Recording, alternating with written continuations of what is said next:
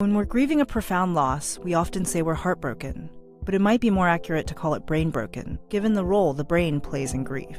As your brain adjusts to the loss of someone you love, you might feel numb, depressed, or foggy. But moving through the stages of grief is natural and healthy. It helps you process your loss and begin to move forward over time. This is Your Brain On, where we explore how the world affects our brains and ourselves.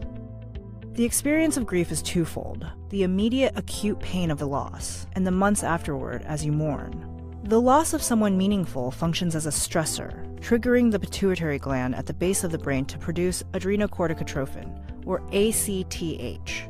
ACTH sends a signal to the adrenal gland to release cortisone, a stress hormone. Unlike, say, a temporary threat, grief is an intense, persistent stressor, so your body remains flooded with cortisone. That can cause your immune system to falter, making you feel run down. This is likely why some bereaved spouses fall ill soon after their partner dies. Even if the death of your loved one was expected, the actual event can still feel like a shock to the system. In the short term, a traumatized brain is bottom-heavy, meaning primitive areas, including the fear center, are overactive, adding to feelings of stress and despair. Meanwhile, higher cortical areas of the brain are underactive, like the anterior cingulate cortex, which helps regulate emotion. You may find it difficult to let go of minor annoyances or experience symptoms like increased heart rate for several minutes after you're startled. However, over time, the initial shock of the loss typically gives way to a deep sadness or depression as you continue to mourn.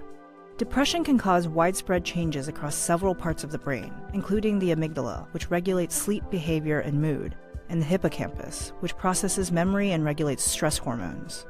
These changes disrupt core functions of our bodies and minds. As you grieve, you may find yourself sleeping too little or too much, forgetting things, or trapped in a brain fog.